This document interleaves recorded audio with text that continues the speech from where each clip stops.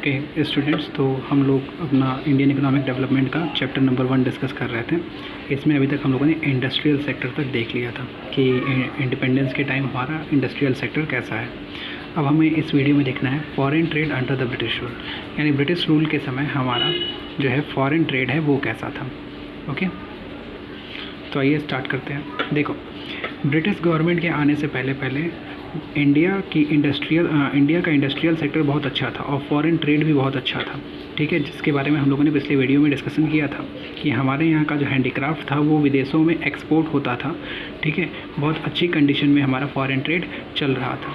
Okay, यानी हमारा जो फॉरेन ट्रेड था वो वर्ल्ड के फॉरेन ट्रेड में एक बहुत ही अच्छी कंडीशन रखता था।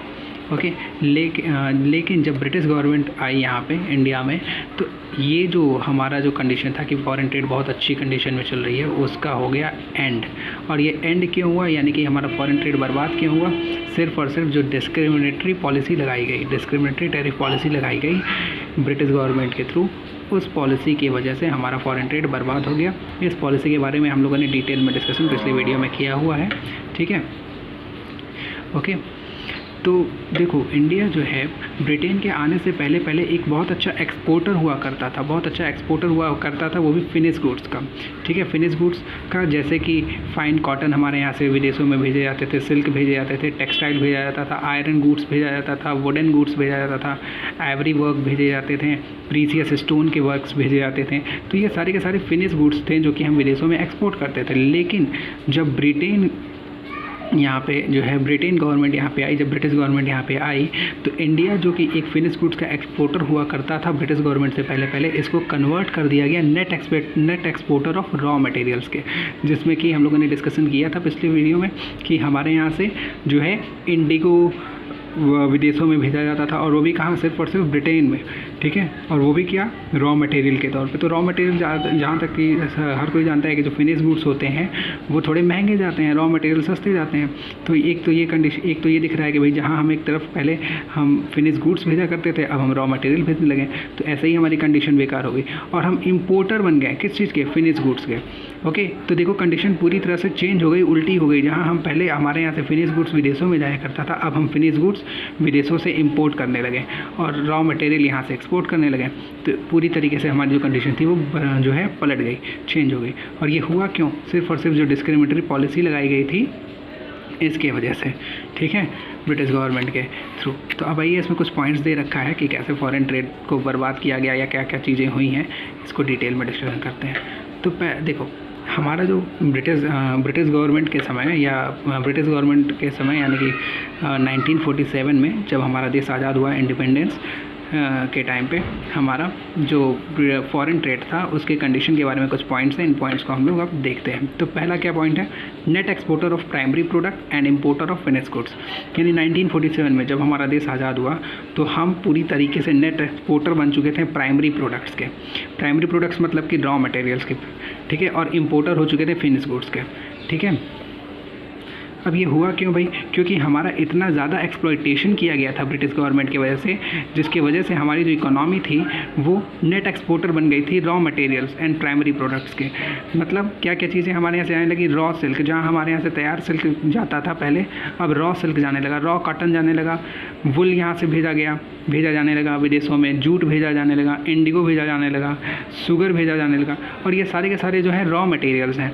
ठीक है, और प्राइमरी प्रोडक्ट हैं जिसको कि विदेशों में भेजा जाने लगा यहाँ से।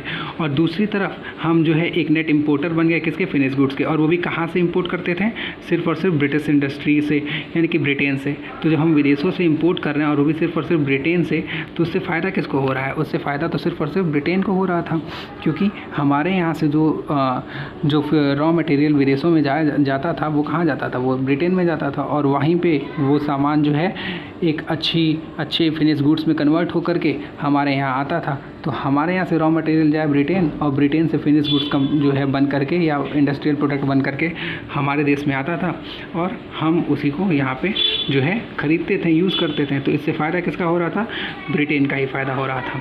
क्या क्या चीज़ें हम इंपोर्ट करते थे इसमें देखिए, कॉटन इंपोर्ट कर रहे थे, सिल्क इंपोर्ट कर रहे थे। तो देखो, हम जो है रॉ सिल्क यहाँ से एक्सपोर्ट करते थे और वहाँ से सिल्क इंपोर्ट करने लगे। ओके, रॉ कॉटन भेजते थे और कॉटन इंपोर्ट करने लगे। ओके, वुल भेजते थे और वुल का वुलन क्लॉथ इंपोर्ट करने लगे। ठीक है, जूट भेजते थे और उसका जो है फिनिश गुड्स इंपोर्ट करने लगे।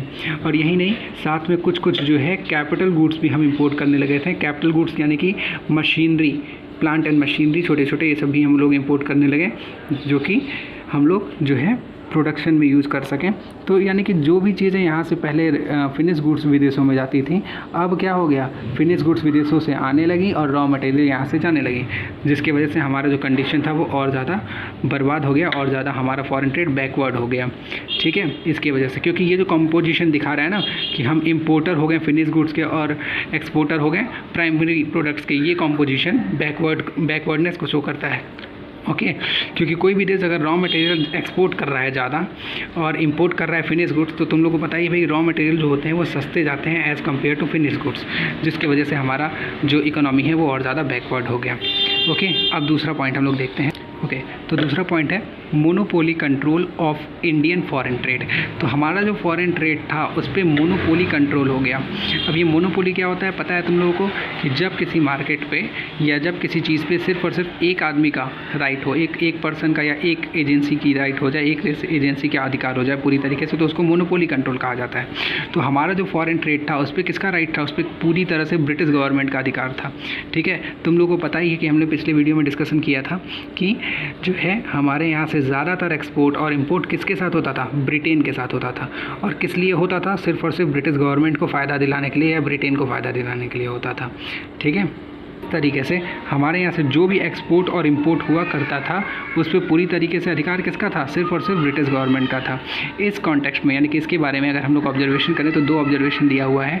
क्या, more than 50% of India's foreign trade was directed toward great Britain. यानी हमारा जो फॉरेन ट्रेड था उसका 50% से ज़्यादा हिस्सा किसके साथ था, ग्रेट ब्रिटेन के साथ था। यानी हम अपना जो भी फॉरेन ट्रेड कर रहे थे उसका 50% से ज़्यादा सिर्फ और सिर्फ ग्रेट ब्रिटेन के साथ कर रहे थे।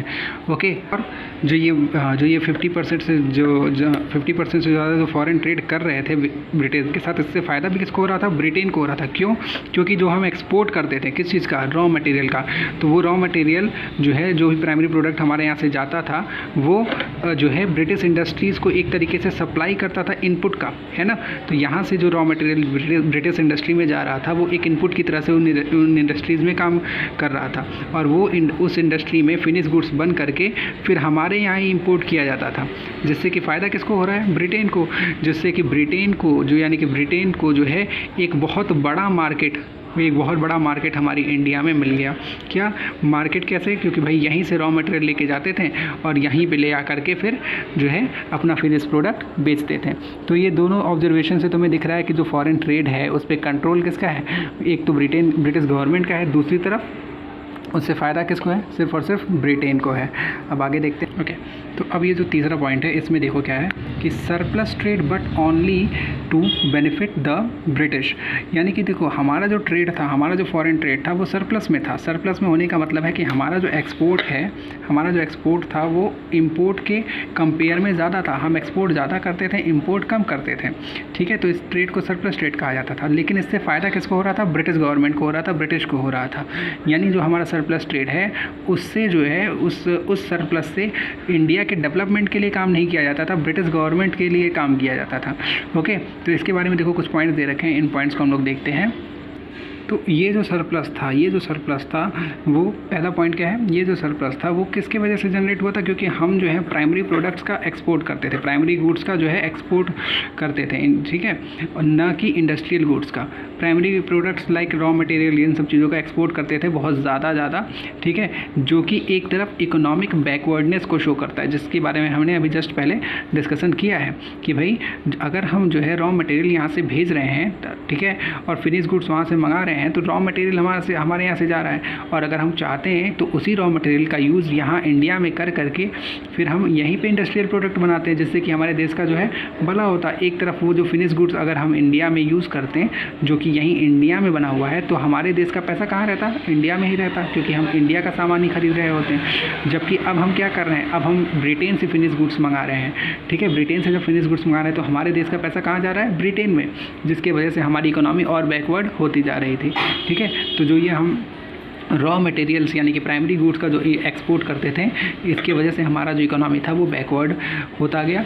ठीक है, दूसरा देखो क्या पॉइंट, दूसरा देखते हैं क्या पॉइंट दे रखा है। देखो क्या है ना कि हमारा जो सरप्लस तो था, मतलब भाई ठीक है एक्सपोर्ट ज़्यादा था इंपोर्ट कम था, एक्सपोर्ट ज़्यादा था इंपोर्ट कम था, लेकिन ये जो सरप्लस का पैसा था ना वो गवर्नमेंट ने यानी कि ब्रिटिश गवर्नमेंट ने इंडिया के डेवलपमेंट में नहीं यूज़ किया। फिर यूज़ कहाँ किया, इसने यूज़ किया एडमिनिस्ट्रेटिव एक्सपेंसेस में। ठीक है, जो ब्रिटिश गवर्नमेंट के एडमिनिस्ट्रेटिव एक्सपेंसेस है यानी कि ब्रिटिश गवर्नमेंट को चलाने के लिए जो भी खर्चे होते थे उन खर्चों में इस पैसे का यूज़ किया गया। और दूसरी तरफ यूज़ किया गया जो वार्स वगैरह ये ब्रिटिश गवर्नमेंट लड़ रही थी, ठीक है, ब्रिटिश गवर्नमेंट जो वार्स लड़ रही थी इसमें यूज़ किया गया। यानी कि डेवलपमेंट में ना यूज़ करके कहाँ यूज़ किया गया, एक तरफ ब्रिटिश गवर्नमेंट के एडमिनिस्ट्रेटिव में और दूसरी तरफ वार्स वगैरह में। ठीक है, तो ये भी जो है आप देख रहे हो कि इंडिया को इससे भी कोई फ़ायदा नहीं हुआ। फ़ायदा किसको हो रहा था, ब्रिटिश गवर्नमेंट को और ब्रिटेन को। ओके, तो हमारा जो भी सरप्लस था वो कहाँ यूज़ हो रहा था, एडमिनिस्ट्रेटिव एक्सपेंसेस में, यानी कि जो कि ब्रिटिश गवर्नमेंट को चलाने के लिए जो भी खर्चे हो रहे थे उसमें, और साथ में वार्स वगैरह में यूज़ हुआ करता था। अब देखो तीसरा पॉइंट जो है, हाँ ठीक है, तो अब ये जो एडमिनिस्ट्रेटिव एक्सपेंसेस या वार एक्सपेंसेस थे, ये इसमें बहुत ज़्यादा अमाउंट खर्चा हुआ करता था। यानी कि जो भी हम सरप्लस कमा रहे थे उसका ज़्यादा हिस्सा, ज़्यादा पैसा कहाँ खर्चा हो जा रहा था, सारा पैसा वो एडमिनिस्ट्रेटिव और वार एक्सपेंसेस में खर्चा हो जा रहा था, जिसकी वजह से जो हमारा वेल्थ था यानी कि हमारा जो धन था इंडिया का जो कि हम कमा रहे थे अपने एक्सपोर्ट से, वो पूरी तरीके से एक तरीके से बर्बाद हो जा रहा था। ठीक है, बर्बाद हो जा रहा था, यानी इंडिया के लिए यूज़ नहीं हो पा रहा था, जिसके वजह से हमारी जो इकोनॉमी थी वो एकदम बैकवर्ड होती चली गई। ठीक है, हमारी जो इकोनॉमी है वो एकदम बैकवर्ड होती चली गई। ओके, तो अब आइए इसी वीडियो में हम लोग जो है अगला पॉइंट अपना जो है demographic profile during the British rule, इसको भी डिस्कस कर लेते हैं। ओके, तो पहले हम लोग इस टॉपिक का मतलब समझ लेते हैं कि इस टॉपिक में क्या डिस्कशन करना है हमें। Demographic profile during the British rule के अंदर हम जो है हमारे इंडिया के जो पॉपुलेशन थी उसकी कंडीशन के बारे में जानेंगे कि हमारी जो इंडिया की पॉपुलेशन है उसकी क्या कंडीशन थी। इसमें जो है 4 पॉइंट के बारे में हम लोग डिस्कस करेंगे, birth rate and death rate, infant mortality rate, life expectancy and literacy rate. Okay, and one is literacy rate. Okay, तो आइए देखते हैं, इसको भी इसी वीडियो में देख करके हम लोग कंप्लीट कर लेते हैं। तो हमारा जो डेमोग्राफिक प्रोफाइल था यानी कि पॉपुलेशन की जो कंडीशन थी ना, वो जो है ब्रिटिश रूल के समय ब्रिटिश गवर्नमेंट के समय जो है एकदम स्टैगनेंट और बैकवर्ड इकोनॉमी का फीचर शो करता था। स्टैगनेंट और बैकवर्ड इकोनॉमी का मतलब है कि हमारी जो पॉपुलेशन थी उसका जो है उसका ग्रोथ एकदम ना के बराबर हो रहा था और हम और ज़्यादा पिछड़ते जा रहे थे। तो इसके बारे में 4 पॉइंट दिया है, इन चारों पॉइंट को हम लोग डिस्कस करते हैं। तो पहला पॉइंट है birth rate and death rate. तो पहले birth rate and death rate का मतलब समझ लेते हैं क्या चीज़ है। Birth rate and death rate का मतलब होता है कि बर्थ रेट का मतलब है कि हर 1000 ओके, ये जो भी रेट हम डिस्कशन करेंगे वो 1000 को बेस लेके चलेंगे। ठीक है, तो हर 1000 आदमियों में कितने बच्चे जन्म ले रहे हैं और कितने लोगों की डेथ हो जा रही है। ओके, बर्थ रेट का मतलब हर 1000 आदमियों में कितने नए बच्चे जन्म ले रहे हैं और कितने आदमियों की डेथ हो जा रही है। तो आइए देखते हैं इसको क्या थी हमारे देश की क्या कंडीशन थी इस मामले में birth rate and death rate के। तो जो हमारा birth rate and death rate था वो दोनों ही बहुत ज़्यादा हाई था, यानी कि हर 1000 लोगों में 48 नए बच्चे हमेशा जन्म ले रहे थे और 40 लोगों की डेथ हो जा रही थी, यानी कि 48 एंड 40 पर 1000 रिस्पेक्टिवली। यानी कि हमारा जो बर्थ रेट था वो 48 पर 1000 था और डेथ रेट 40 पर 1000 था, यानी कि हर 1000 लोगों में 48 नए बच्चे जन्म ले रहे थे और 40 जो है वो मर जा रहे थे। अब ये जो high birth rate and death rate है ना, ये बहुत ही मैसिव पॉवर्टी के लिए जिम्मेदार थी, बहुत ही मैसिव पॉवर्टी को शो कर रही थी। क्यों? एक तरफ हमारी जो बर्थ रेट है वो बढ़ने की वजह से हमारा पॉपुलेशन बहुत तेज़ी से ग्रो कर रहा था, दूसरी तरफ हमारा डेथ रेट ज़्यादा था। डेथ रेट ज़्यादा होने का मतलब है कि क्या, कि हमारी जो मेडिकल कंडीशन यानी कि हमारे यहाँ हॉस्पिटल्स वगैरह की डेवलपमेंट एकदम ना के बराबर थी। ठीक है, जिसकी वजह से हमारी डेथ रेट भी बहुत ज़्यादा थी। ठीक है, ब्रिटिश रूल के समय। अब आगे देखिए, अगला जो पॉइंट है infant mortality rate. Infant mortality rate का मतलब होता है कि जो भी बच्चे जन्म ले रहे हैं उनमें से कितने बच्चे 1 साल का एज 1 ईयर का एज कंप्लीट करने से पहले मर जा रहे हैं। यानी कि 1000 बच्चों में से जो भी 1000 नए बच्चे जन्म ले रहे हैं उन बच्चों में से कितने बच्चे 1 साल कंप्लीट करने से पहले पहले मर जा रहे हैं। तो इस रेट को हम लोग इन्फेंट मॉर्टेलिटी रेट कहते हैं।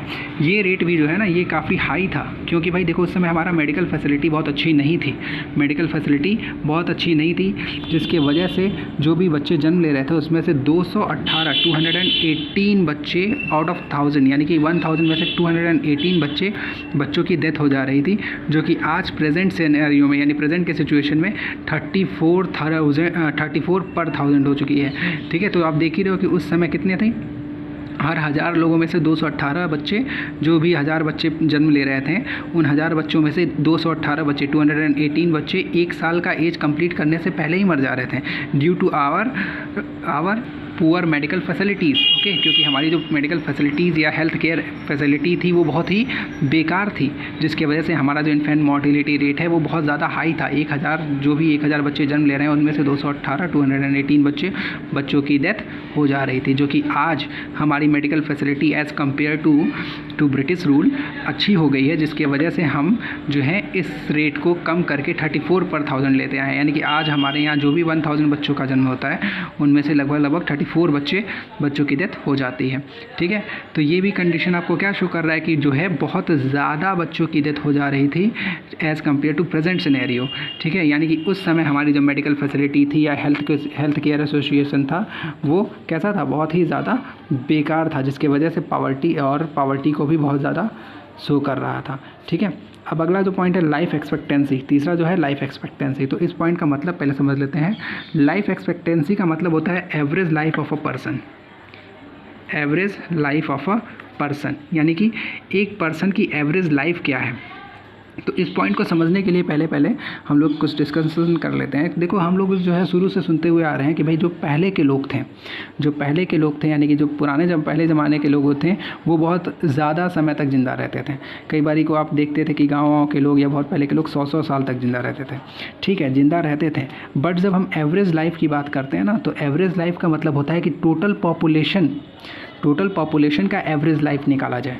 ठीक है, तो जब हम टोटल पॉपुलेशन का एवरेज लाइफ निकालते हैं तो हमारे यहाँ आपको पता है कि भाई इन्फेंट मॉर्टेलिटी रेट भी बहुत ज़्यादा थी। ठीक है, और डेथ रेट भी ज़्यादा थी।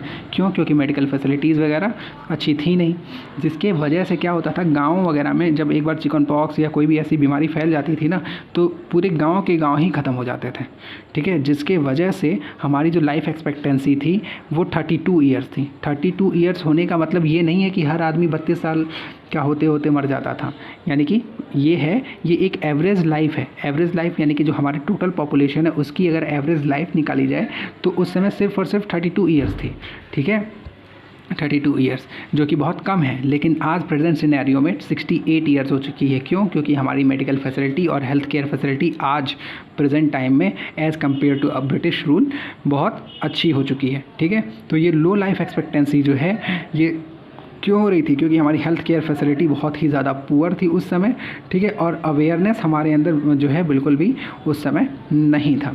ठीक है, ओके, यानी कि हमारे अंदर कोई अवेयरनेस उतना अच्छा नहीं था मेडिकल फैसिलिटीज़ को लेकर के, और साथ में हमारी मेडिकल फैसिलिटी भी अच्छी नहीं थी, जिसके वजह से जो है लाइफ एक्सपेक्टेंसी बहुत कम थी, 32 ईयर्स। तो लाइफ एक्सपेक्टेंसी का मतलब क्या हुआ? Average life of a person, average life of a person. Okay, चलिए अगला पॉइंट देखते हैं। ओके, तो लिटरेसी रेट, ये जो अगला पॉइंट है डेमोग्राफिक प्रोफाइल में, ये जो लास्ट पॉइंट है डेमोग्राफिक प्रोफाइल का, लिटरेसी रेट का मतलब है कि कितने % लोग हमारे यहाँ पढ़े लिखे थे। तो सबसे पहले तो ये समझ लो ना कि हमारे यहाँ पढ़े लिखों का या लिटरेट का मतलब क्या होता है। लिटरेट का मतलब उस समय होता था सिर्फ और सिर्फ ऐसे लोग जो कि अपना नाम लिख लेते थे और पढ़ लेते थे। अगर वो लोग अपना नाम लिख लें और पढ़ लें तो उन्हें लिटरेट समझा जाता था। ठीक है, सबसे पहले तो ये बात समझ लीजिए। लिटरेसी का मतलब यहाँ पे कोई क्लास से डिसाइड नहीं कर सकते हो कि कोई आदमी 10th तक पढ़ा है या 12th तक पढ़ा है, नहीं। उस समय लिटरेसी रेट का मतलब होता था कि अगर कोई आदमी अपना नाम लिख लेता है और पढ़ लेता है तो उसको लिटरेट मानते थे। उसके बावजूद, ये कंडीशन के बावजूद जो है हमारी लिटरेसी रेट बहुत ही कम थी, जो केवल 16% थी। यानी कि उस समय केवल 16% लोग ऐसे थे जो कि पढ़ लिख सकते। तो 16% जो लिटरेसी रेट है ना, ये हमारा सोशल बैकवर्डनेस भी शो कर रहा था और इकोनॉमिकली बैकवर्डनेस भी शो कर रहा था। यानी कि हम सोशली भी काफ़ी पीछे थे, क्योंकि भाई हम पढ़े लिखे नहीं थे, और इकोनॉमिकली भी जो है काफ़ी पीछे थे। और जो फीमेल लिटरेसी रेट है ना, वो तो और ज़्यादा बर्बाद थी। फीमेल लिटरेसी रेट केवल 7% थी, यानी केवल 7% ऐसी वुमेंस थी जो कि अपना नाम लिख पा रही थी या पढ़ पा रही थी, यानी कि पढ़ी लिखी थी। ठीक है, जो कि ये जो 7% है, एक तरफ जेंडर वाइज भी शो कर रहा है कि हमारे यहाँ जो है लड़के और लड़कियों में काफ़ी ज़्यादा वाइज हुआ करता था।